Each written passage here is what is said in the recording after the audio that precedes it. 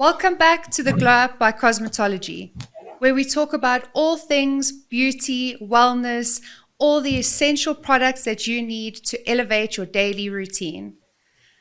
Now, today we're talking about a very personal topic for me, one that is one of the most discussed topics in the industry, Suncare.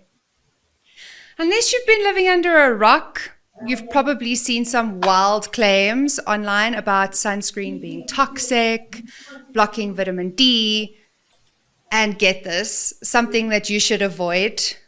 Now, today we are separating facts from fiction with the help from someone who knows sun protection inside and out. Joining me is James McFarlane. James McFarlane is a corporate marketing project manager at Cantabria Labs. And James, we are so looking forward to picking your brain and hearing about everything that you know about Suncare, obviously specializing in a brand that is internationally renowned, Heliocare. James, welcome to the GlowUp. Thank you very much, Ashley. I'm very pleased to be able to be with you this morning, and I'm looking forward to spending some time talking about one of my passions as well, which is photo protection and the need for photo protection, and maybe helping people to understand a little bit how and when and what kind of sun protection they should be using. Now, James, just so that our listeners understand who you are and why we brought you onto the show, could you give me just a little bit about your background?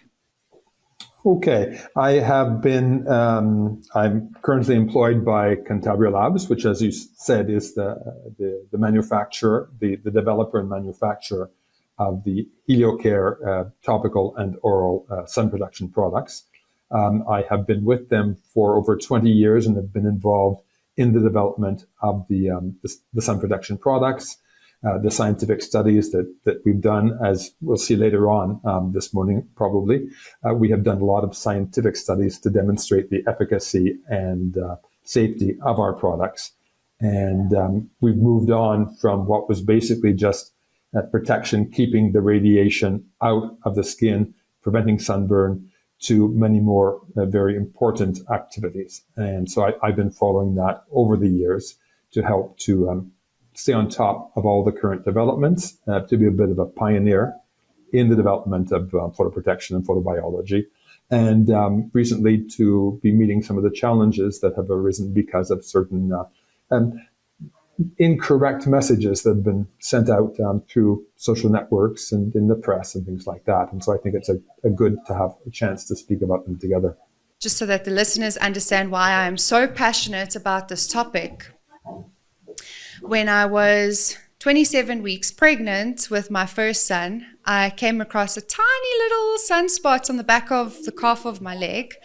And it just looked a little bit darker than normal, slightly itchy. So I decided, okay, I'm going to go and get it checked out. So I went to a renowned dermatologist in South Africa. Her name was Dr. Barbara.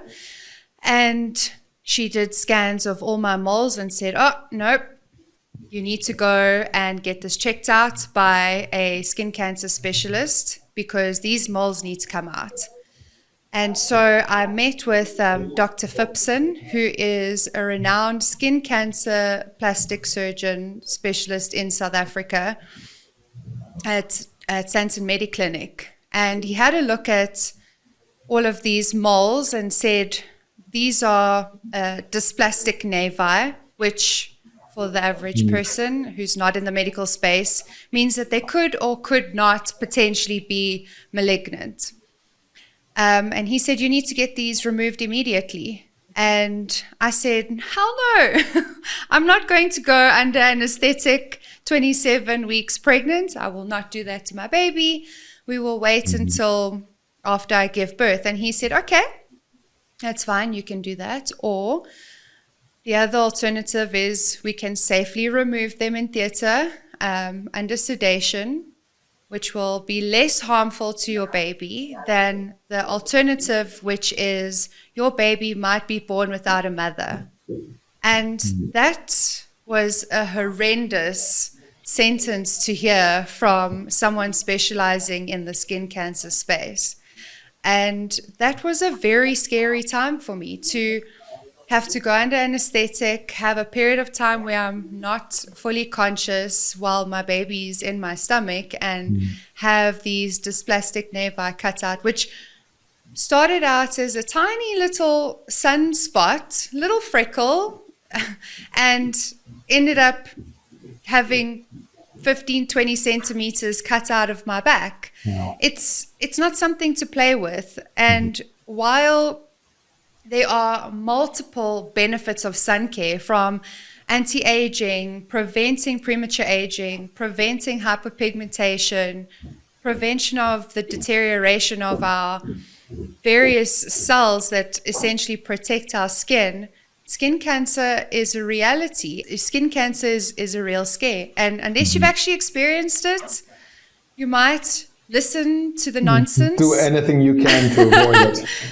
Absolutely. So that's why I want to have this discussion on multiple levels, just to express the difference between sunblock and sunscreen. And yes, much like your cleansers, your moisturizers, your serums, yes, there are products out there that have ingredients that are toxic or cell toxic.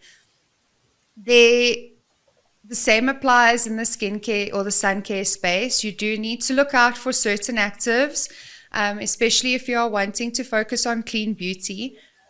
But the essence of sun care is essential. The pros way outweigh the cons, and it's not something to play with. So just so everybody understands why I am so passionate about this topic, and whether it's the sun is in full blast or not, sun care is important. So I want to start with the basics, James. Sunscreen and sunblock. Most people use these terms interchangeably, but they're actually very different. Can you break it down for us? Okay, Ashley. And before I answer your question, I'd just like to say, when you started talking about your own personal experience, you've got fair skin, blonde hair, and you're quite young. And people expect to see skin cancer in older people who have maybe spent their lives outside in the sun without protection. But one of the highest rates of skin cancer in the world is found among young women in Scandinavian countries. Again, the very fair skin, the blonde hair, and still, unfortunately, the desire to get a tan. So these women are still going out, they're going on holiday, they're doing exactly as you did. And that's what we've really got to work against if we're going to avoid getting into trouble later. Okay, so sunblock and sunscreen. Sunblock is being used less and less as a term to describe sun protection. Sunblock, in theory, refers to sun filters that stay on the surface of the skin that prevent the UV radiation from penetrating into the skin by reflecting it. Okay, so it is acting as a shield or a block, hence the name sunblock. These are generally mineral filters, mineral or inorganic filters, titanium dioxide, zinc oxide. And so when we talk about sunblock and sunscreen, we're talking really about the action mechanism more than anything else. So with the sunblock, we've got the reflection. With the sunscreen, another action mechanism, which is the filter sits on top of the skin or penetrates into the very superficial levels of the stratum corneum. It works by absorbing the radiation or scattering. Okay, so it does penetrate in the skin, but it's absorbed immediately by these molecules. Why do I say that sunblock is less and less frequently being used?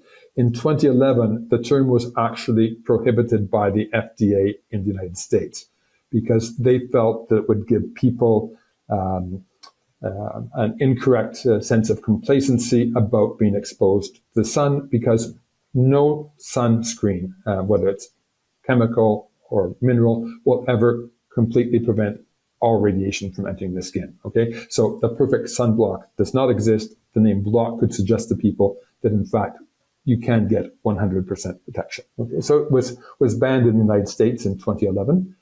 You cannot use it in packaging, promotional materials, communication. The same thing with waterproof and sweatproof. which again gave the idea to consumers that they could put it on once and then spend the whole day at the pool or the seaside and not need to reapply it.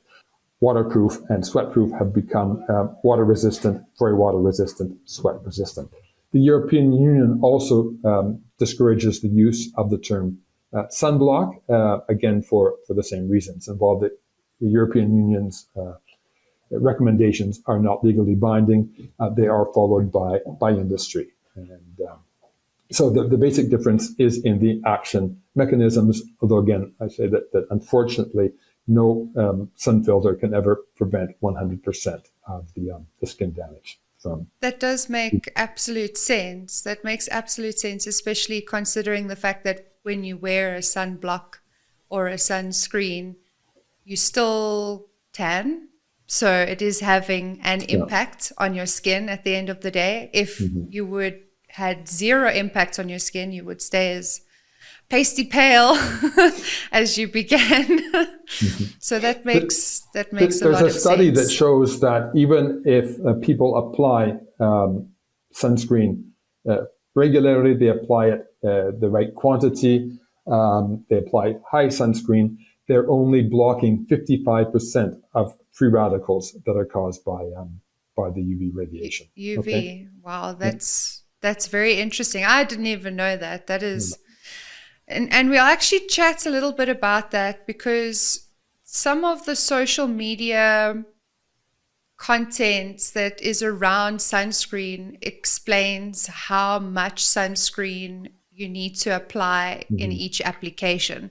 So some people are saying you need to use a teaspoon size. Some people are saying you need to apply 7 different layers at a time. But just jumping into that topic while you're talking about efficacy, what is your take on that? Okay, the SPF value that we read on the packaging is based on the application of 2 milligrams per square centimeter of skin. Okay, that's actually a very large quantity. People unfortunately apply much less. Instead of applying the 2 milligrams, it's estimated, again, based on studies, that people are applying 0.5 milligrams. Okay, so they're only applying about a quarter of the protection needed to reach the SPF that's on the packaging. So they think they're using a 50 plus, but in the end, they're probably only getting a protection of about 10. And so that's why it's very important to apply frequently, to try and apply a generous quantity. And then we'll talk later on about oral sun protection and how that can help boost the protection you're getting from your topical sunscreen. That is a topic I'm very interested in. I can't wait till we get to that. Just to go back quickly on the sunblock versus sunscreen topic, are there any specific skin types or conditions that would benefit more from a sunblock versus a sunscreen? Or would you say that technology is so advanced now that you get sunscreens for all skin types and conditions? Okay. The mineral filters can perhaps be a little bit better tolerated than the chemical ones. Okay, and again, we'll get into that a bit later on. But in people with sensitive skin, in small children, probably the mineral filters are preferable, again, because they just stay on the surface of the skin. There's no penetration into the skin. Whereas the chemical or the organic filters, as they're also called, are the best choice in terms of getting pleasant cosmetic characteristics. We all know that the problem with mineral sunscreens is that they're hard to apply, they're hard to spread, they leave a white cast, they're sticky, and so really the chemical filters are much more pleasant to use. They're fine for the rest of the population, people with healthy skin, but also people with sun-induced pathologies such like actinic keratosis, hyperpigmentation, and skin aging. Dr. Henry Lim, who's a renowned international expert on photoprotection, who works at the Henry Ford Center in Detroit, when he was asked what the best sun protection is, he says, the one that people will apply. Okay? Because And I think that's really telling that sort of move beyond all the complications and things like that. The important thing is to apply sunscreen. And if you've got a product that you enjoy applying, use it. Because the most important thing is that you use sunscreen, that you apply it frequently. We both know that wearing sunscreen every day is crucial, but a lot of people still think that it's only necessary for a beach day. So that ties back to what you just mentioned now, wear the sunscreen. But why is a daily SPF a must, even if you're not outside for long periods of times? Okay, we've got to remember that sunlight is made up of a number of different radiations, UVB, UVA, visible light, infrared, and each of these radiations is responsible for specific types of skin damage. Generally speaking, UVB is responsible for sunburn, for damage to DNA, for damage to the skin's immune defenses, and the cause of skin cancer. Whereas UVA creates an oxidative damage to the skin through the production of free radicals, reactive oxygen species. This oxidative damage causes damage to the DNA, hyperpigmentation, skin aging, as does visible light. Visible light primarily causes hyperpigmentation and skin aging. This is compounded by the blue light that we get from our digital devices. So our computer screens, our smartphones, our iPads all emit blue light, which is a type of visible light, high energy visible light. So it's the particularly damaging part of the visible light. And it's been shown that the visible light from our devices can cause cell damage, leading to DNA damage, hyperpigmentation, and aging, even though there are not yet any long-term studies about the chronic exposure. UVB, as we know, is strongest around midday in the summer months, whereas UVA and visible light are fairly constant all day long and all year long. So because of this, it's not just how strong the sun is, it's the fact that there is sun, that there is light. Of course, UV radiation penetrates the clouds, and that's why it's so important to use sun protection every day, particularly if you've got concerns about skin cancer, if you've got hyperpigmentation and skin aging. I think that taps onto why people should be wearing sunscreen, even though they might believe that they don't burn or they've got enough melanin, so they're protected and they don't need SPF. That answers that question. It's important to know that, of course, sunburn is not the only kind of skin damage. There are many other different kinds of skin damage caused by sunlight, which are less visible and which start even before we begin to see the skin turning pink and red. So you can be out in the sun, your skin is not getting pink or red, but there is already damage occurring to your skin.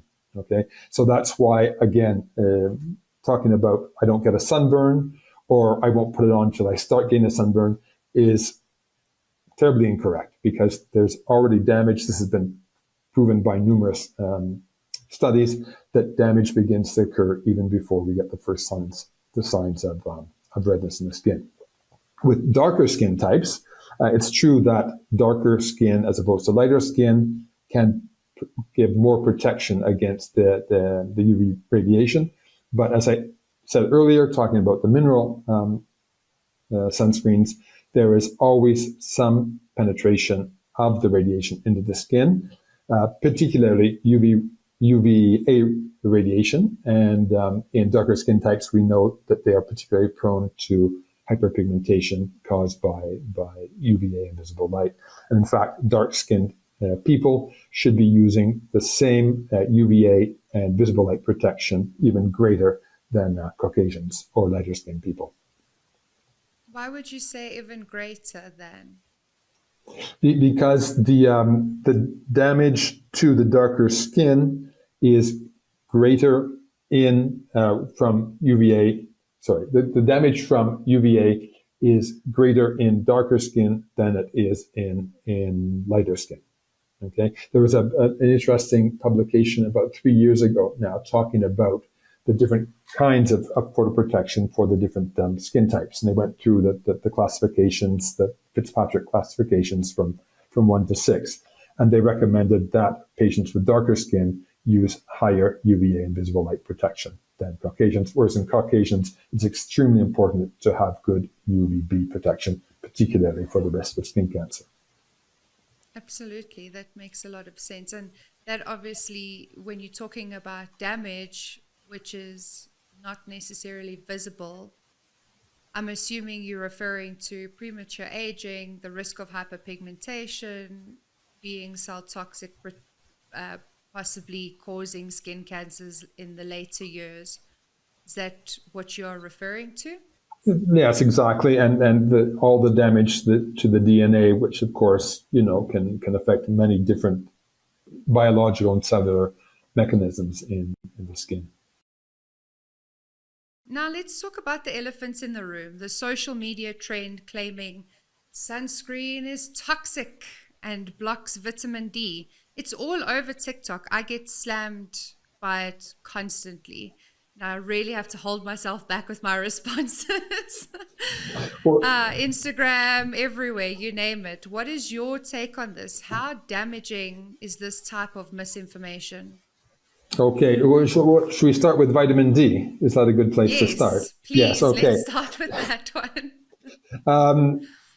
Because there has been a lot of controversy. There was an awful lot of controversy last summer, at least this summer in the Northern Hemisphere.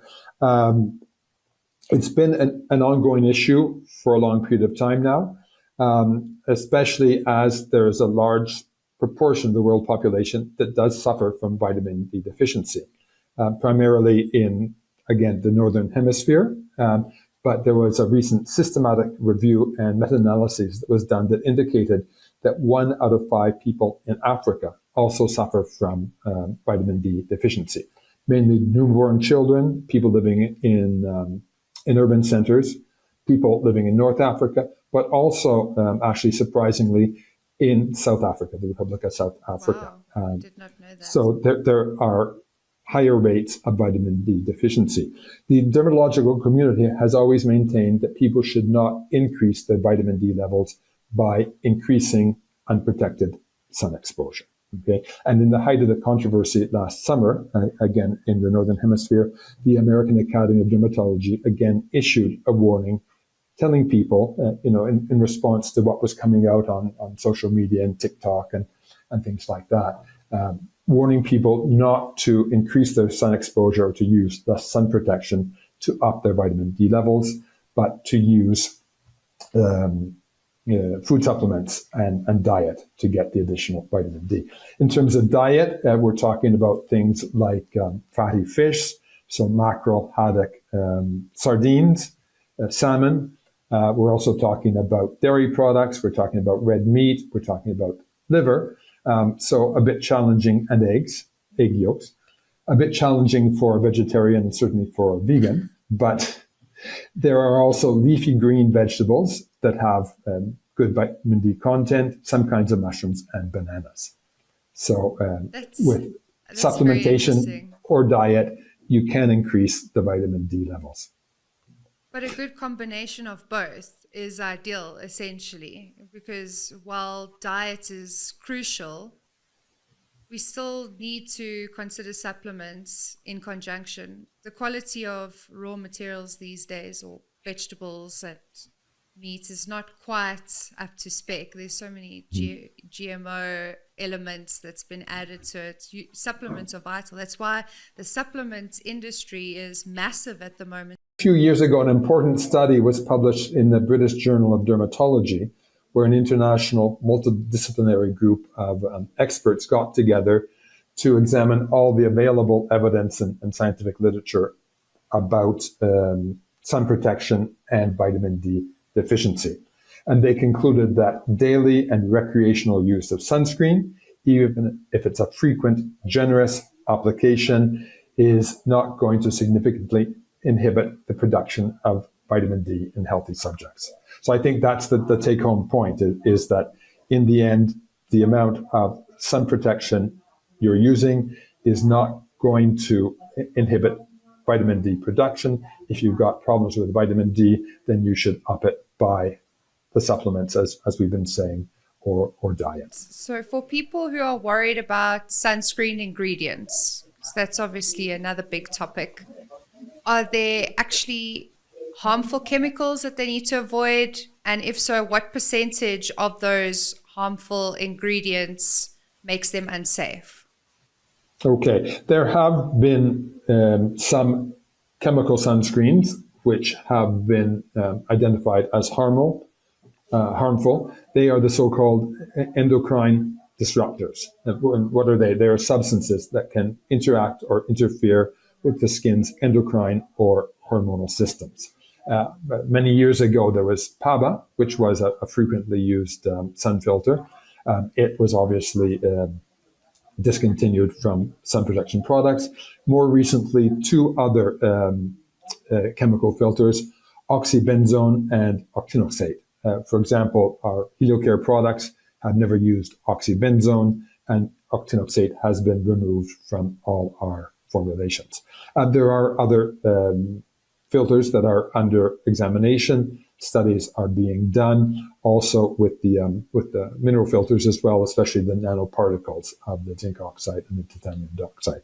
But all international and local health authorities, regulatory bodies issue specific guidelines about the sun filters that can or cannot be used and the concentrations at which they can be used.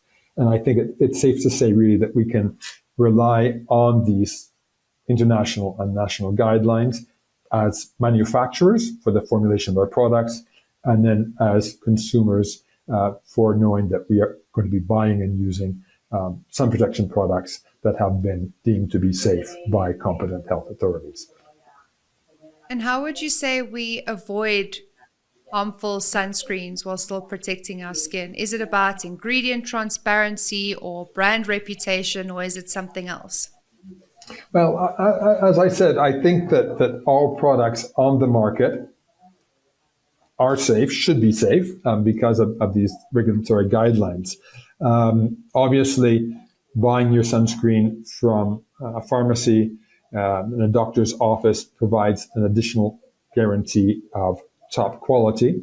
When you buy a sunscreen, I don't think you really need to go into looking at the INSEE ingredient listing, because all the filters in the formulations will have been approved for use in cosmetic sunscreen. You look at, you want a high SPF, because the higher the SPF, the greater the protection you're going to be getting, particularly because we don't apply enough of the product, we don't apply it frequently enough. You want to make sure it has a high UVA protection, and of course, hopefully it will have visible light protection as well, although not all sunscreens have visible light protection, but that's very important as well, particularly for photoaging and then hyperpigmentation in darker skin types. Another important thing to consider is the quality of the filters that are being used, because of course, as we have good and less good quality in all our cosmetic ingredients, there are good and less good filters. A less good filter would not be very photostable. It would break down quickly upon exposure to the sunlight. Again, the galenic characteristics would not be as good. It may not perhaps provide full spectrum coverage, UVB, UVA up to UVA1. And it might not be pure. It might have contaminants or other substances in the sunscreen. And again, the large reputable manufacturers, many local manufacturers, will have very good quality sunscreens, although it's hard for the consumer to know all this.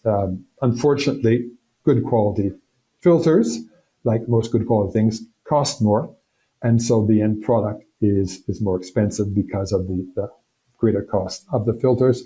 I would say to be wary of, for example, large volume sunscreen at low prices, for example. Now, let's talk about Heliocare, because we love Heliocare at Cosmetology. I use it every day. It's my favorite. I use the Heliocare Light, as you can see. So tell me, what makes Heliocare different from other sunscreens in the market? Okay, great question. I too love Heliocare. Heliocare combines an optimal combination of UVA UVB filters, providing high protection, but it also has the added advantage of Fernblock. Okay, so in the topical sunscreen products, we have the filters providing excellent protection, but we also have Fernblock, which is the extract from a plant called Polypodium leucotomus, which grows in Central America. And this plant has an interesting history. It was originally an aquatic plant, but over the course of time, over evolution, it moved from the water to the land, where it had to develop its own endogenous sun protection mechanisms. And when you think about it, the plant world is a fantastic example of living organisms which are under intense sunlight all day long, all year round, and they survive and thrive. And so plants have very interesting natural mechanisms to protect from the sunlight, which we as humans can take advantage of. So the Fernblock technology is an extract from this plant.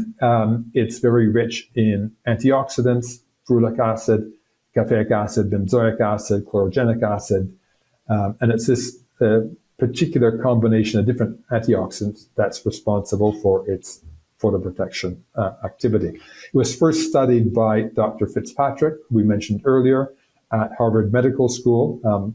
Dr. Fitzpatrick is considered to be the founder of modern dermatology. He was the one who developed the Fitzpatrick phototypes. Skin types, yes. Yeah. And what they discovered, and subsequent studies have discovered, is that Fernblock in topical sunscreen can help boost the protection against sunburn. It also helps to prevent and repair DNA damage. It helps to protect the skin's immunological defenses, because a lot of people don't know, but sunlight can also harm or modify Langerhans cells, which are the cells in the skin which look after the skin's immunological defenses. It can help to reduce hyperpigmentation and reduce skin aging. Okay, so really, it provides an additional benefit, which has again been demonstrated by studies in Europe, in South America, and Brazil, where they've compared a normal formulation with just filters, and then the same formulation but with Fernblock, and we get significantly greater protection. It provides an extra guarantee of protection to skin. We know this is particularly important in people that have sun-related skin issues. And would you say that this is or Fernblock is one of the main reasons why Heliocare is a leader in the medical and aesthetic space, and why dermatologists and skincare professionals choose Heliocare over mainstream brands? Yes, because they know that with Fernblock in Heliocare products, they can get the best photo protection on the market. Cantabria Labs is a pharmaceutical company, and we treat our cosmetics and our food supplements the same way we treat medicines, okay, with the same stringent quality control, the efficacy and safety testing. Cantabria Labs with Heliocare has actually been a pioneer in photo protection. We were the first ones to add additional actives to sunscreen formulations to improve their efficacy. We were the first ones to introduce oral photo protection, which we'll speak about in a moment. We were the first ones to include protection against visible light and infrared in our topical and oral products. And we have products for personalized photo protection depending on the actual needs of the skin. So Cantabria Labs has been a pioneer in sun protection. There are over 80 published studies demonstrating the efficacy and safety of Fernblock in doing all the things we've been talking about. So that really, in many European markets, it's the most frequently prescribed sunscreen by dermatologists and skincare specialists. That is brilliant. And there are so many different SPF formulations. You get gels, creams, tinted, mineral, chemical. It really can be overwhelming. How should someone go about choosing the right SPF for their skin type? Okay. Again, we want maximum SPF. Okay, so a 50 plus, because it's going to provide the best protection, particularly because we don't apply it correctly, as I said earlier. The gel formulations tend to be lighter, and so they're recommended for normal, combination, or oily skin. The creams are a little bit richer, more nourishing, so they would be for normal and drier skin. The tinted sunscreens are good for people who like to use the two-in-one products, so you're getting your sun protection, but also a bit of foundation as well. They can be used to help camouflage acne blemishes, dark spots, scars, and in darker skin types as well, they can provide additional visible light protection. So you can use a tinted sunscreen, or you can use a sunscreen and then your foundation over top if you really want to get the right color or the right amount of coverage. Then we have the mineral filters, which I said earlier, small children, people with sensitive skin conditions, and then the chemical filters, which really provide the best cosmetic characteristics and excellent photo protection at the same time. So I guess we've run through most of the Yes, absolutely. possibilities. That answers that question. I would like to know a bit more about your oral sun care. We chatted a little bit about it earlier. Yeah. Now, I would like you to give us a little bit more information about your capsules, and should people be taking it every day? Give me a little bit more information about that. Okay. The really interesting thing about the our Fernblock from polypodomycotomas is it's active topically, but also systemically. And so that means that you can take it as a capsule and it will boost the topical sunscreen that you're using. Okay, it's important to say that taking a pill, unfortunately, does not mean that you don't have to apply sunscreen, but it can help provide the additional protection that you're not getting, because the sunscreen is never going to prevent all radiation from entering the skin, and it helps to prevent and repair damage from the inside. Okay. Again, a lot of studies have been done. When we first began to talk about oral sunscreen, the medical profession, as you can imagine, was very skeptical, because conceptually it was hard to think of oral sun protection from the inside when what we want to do is block the radiation from entering the skin.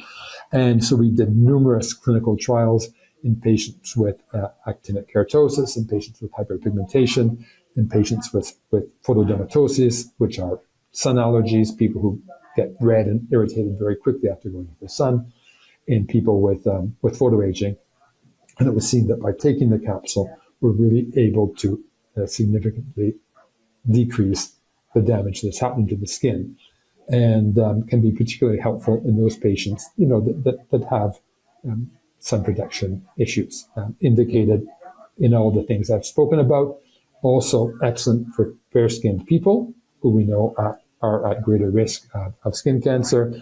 People after aesthetic procedures. So if you have a peeling, if you have a laser, we know that the peeling of the laser is removing part of your stratum corneum, perhaps the superficial layer of the epidermis, so your skin is much more vulnerable to UV and UV damage. So we would use the capsule there. If people are outside because of, outside a lot because of their work, because of sporting activities, then again, the oral protection should be used there as well to boost the topical protection. It's completely safe. It is registered with the FDA in the United States, so it has, of course, all the tolerability, the safety studies. It's been used for over 20 years. It works after 30 minutes taking it, so you don't need to build up to your sun exposure. And you can take it every day. I take it every day. That is excellent. This has been such an eye-opening conversation, James. Thank you so much for debunking the myths and giving us the actual facts and sharing why Heliocare is a must-have in everyone's skincare routine. We really appreciate having you here. And now for the best part, our giveaway. We are going to give one lucky listener a Heliocare hamper packed with premium sun protection goodies, all from Heliocare, your absolute favorites and must-haves. And here's how to enter. You're going to follow the Cosmetology GlowUp on your favorite podcast platform. Leave a review and tell us your biggest takeaway from today's episode. Follow us on Instagram at Cosmetology SA. Tag a friend who needs better sun care. We will announce the winner next week, so stay tuned. James, any final words before we sign off? No, Ashley, I've enjoyed it, and it's always important to talk, about what people really should be doing. There is a lot of conflicting news out there, and it's really hard to know what to do. But of course, nobody's saying not go out in the sun, to not enjoy a healthy outdoor activity. The only thing is to make sure that your skin's adequately protected. Any of the problems that might be associated with it, vitamin D deficiency, can be made up for in other much safer ways. So enjoy the sunshine. Just make sure that you're correctly protected, even if you don't burn easily, even if you've got a darker skin type. Again, all people are vulnerable to different kinds of damage. And that would, I guess, be my take-home message. And you're still in the summer in South Africa, so continue to enjoy the good weather and sunshine. Thank you so much, James. All right, Cos Beauties, that is it for today. If you loved this episode, share it, tag us. Don't forget to grab your Heliocare sunscreen on cosmetology.co.za. Stay glowing, stay protected, and I'll catch you next time on the Cosmetology Glow Up. Bye for now.